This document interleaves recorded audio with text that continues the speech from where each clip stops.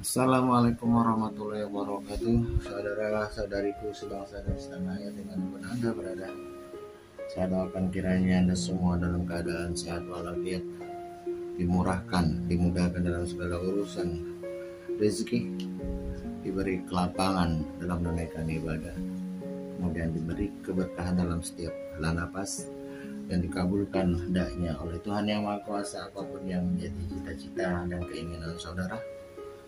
Pada video kali ini saya ingin berbagi masalah benturan.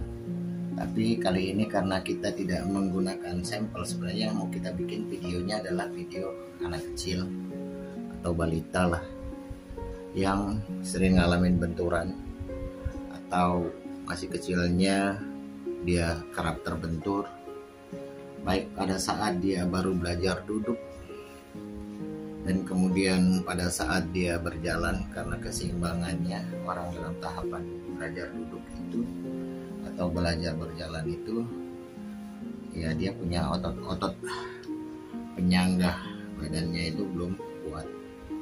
Nah ini sering kebentur, tapi saya tidak membahas benturan yang misalnya tersungkur ke depan. Yang paling beresiko itu biasanya ya benturan, misalnya anak kecil itu pertumbuhan otaknya mulai dari 0 bulan sampai 5 tahun, kemudian tulang-tulangnya terbentuk mulai dari 0 bulan sampai umur 20 tahun kemudian terhenti.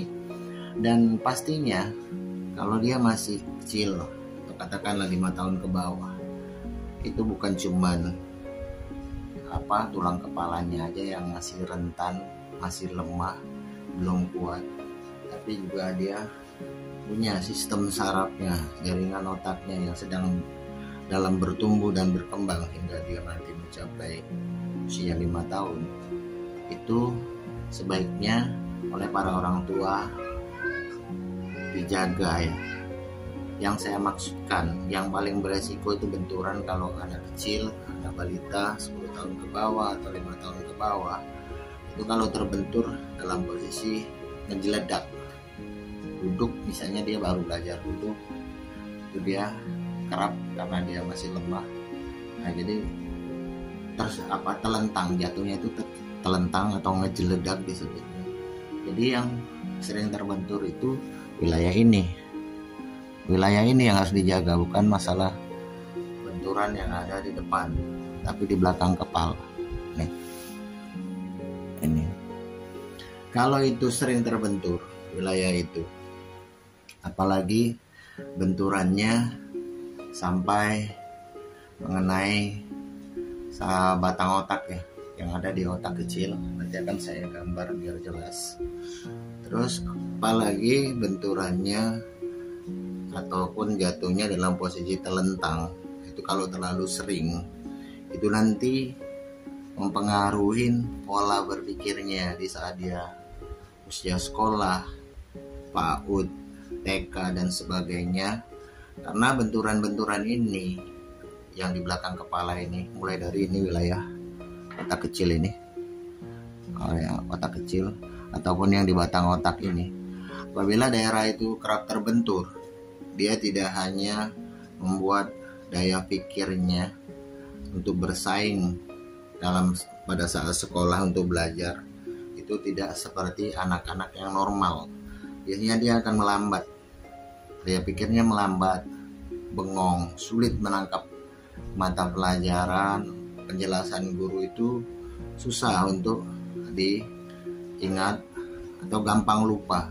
Dan yang paling sering pun kalau misalnya dia umur balita, dia apabila panas itu seringnya kejang. Nah kejang ini membuat otak, saraf-saraf otak itu menjadi lemah. Jadi kalau misalnya anak sering kejang, Anda bisa perhatikanlah dimanapun itu.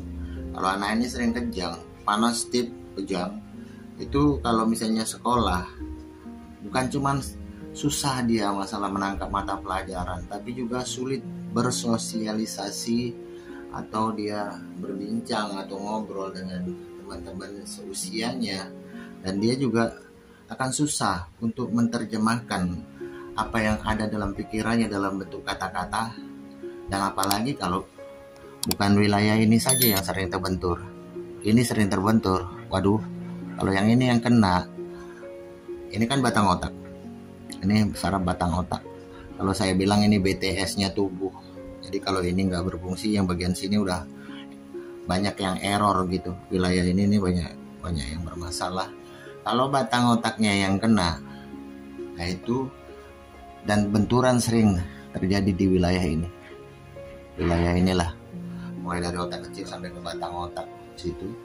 Kalau batang otaknya yang kena, jadi anak kita itu nanti gugup, gagap, tidak percaya diri, ngomongnya susah. Terus kemudian dia ingin menyampaikan apa yang ada dalam pikiran dia kepada lawan bicaranya itu menjadi sulit. Kalaulah itu sampai terjadi, yang kasihan anak kita.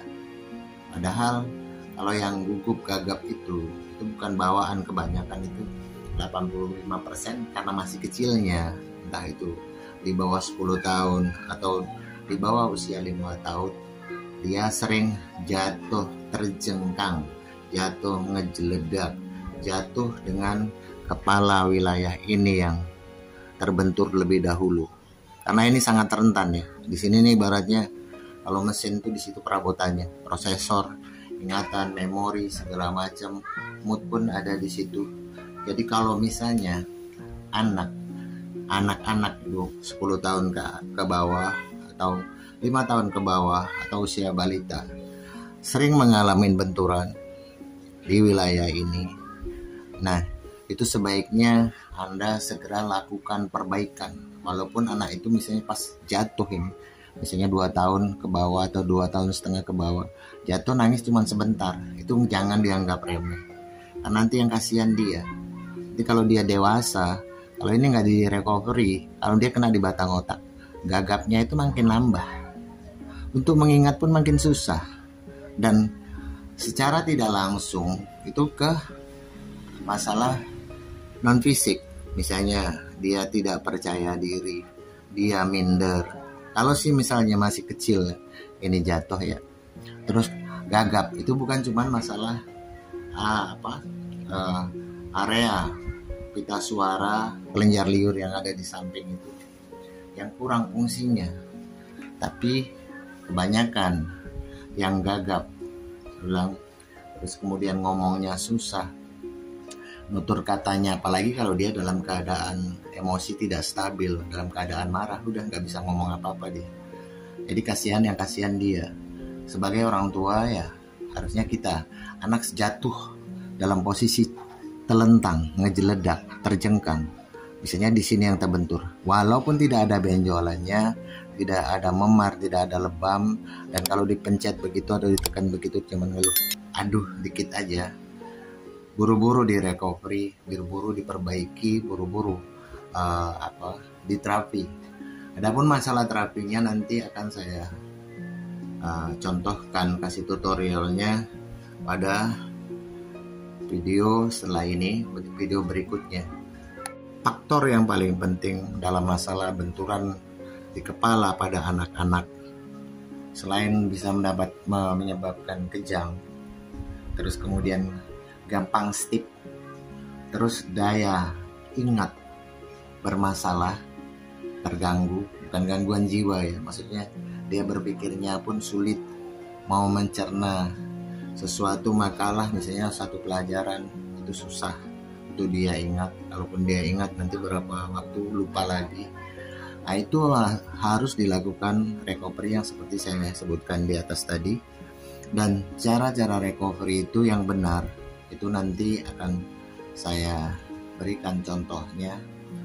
Terus kemudian selain itu, seandainya anak Anda jatuh sekalipun 2 kali, 3 kali dalam posisi seperti ini, dan dia dalam keadaan baik-baik saja, tidak mual, tidak panas, tidak muntah, tidak rewel, itu bukan berarti dia dalam keadaan baik. Sebab memar lebamnya, kalaupun dia tidak terjadi guncangan pada otak dalam, bagian otak dalam, otak kecil ini ataupun batang otaknya, itu pasti memar lebamnya itu menyebabkan penyumbatan, terjadinya penyumbatan darah atau sirkulasi darah di area ini menjadi abnormal, tidak normal. Jadi kalau misalnya anak Anda balita atau usia 10 tahun ke bawah terjatuh, lakukan recovery dengan cara-cara yang nanti akan saya buatkan videonya setelah ini. Nah, terus wilayah ini pun harus Anda perbaiki. Wilayah ini harus diperbaiki. Kenapa? Karena ini sangat penting. Jadi ini leher, penyangga, tengkorak, kepala ini distribusi darahnya tetap ke kepala dan ke jaringan semua otak besar, otak kanan, otak kiri, otak kecil, kemudian batang otak. Dan seandainya anak Anda suatu saat sekolah, TK, ngomong atau sehari-harinya dia gagap, walaupun dia tidak pernah terbentur jatuh, ini aja wilayah ini yang Anda perbaiki, wilayah batang otaknya. Nah, nanti akan saya kasih contohnya, karena ini sangat penting dan saya sering mendapatkan kasus-kasus seperti itu. Dan kadang-kadang nanti kalau udah dewasa, dia terbawa dewasa, ini anak semakin minder. Dan itu kalau Anda MRI, Anda scan itu nggak ada apa-apanya. Pasti dokter sarafnya akan mengatakan nggak ada apa-apa, everything is okay, semuanya baik-baik saja.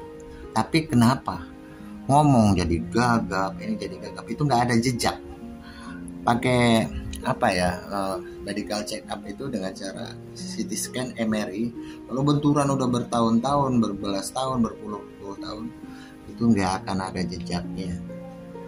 Jadi demikian ya, ini sekedar adalah penjelasan berbagi pengalaman saya sesuai kenyataan yang saya temukan dari bulan berbulan, tahun bertahun, belasan tahun. Kasus-kasus seperti ini masih saya temukan saja.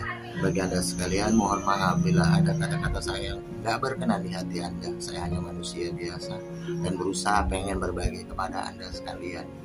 Jadi mohon dimaafkan. Kemudian semoga video ini ada manfaatnya bagi Anda sekalian, khususnya bagi anak-anak Anda, perkembangan otak anak-anak Anda, pola pikir anak-anak Anda. Dan assalamualaikum warahmatullahi wabarakatuh.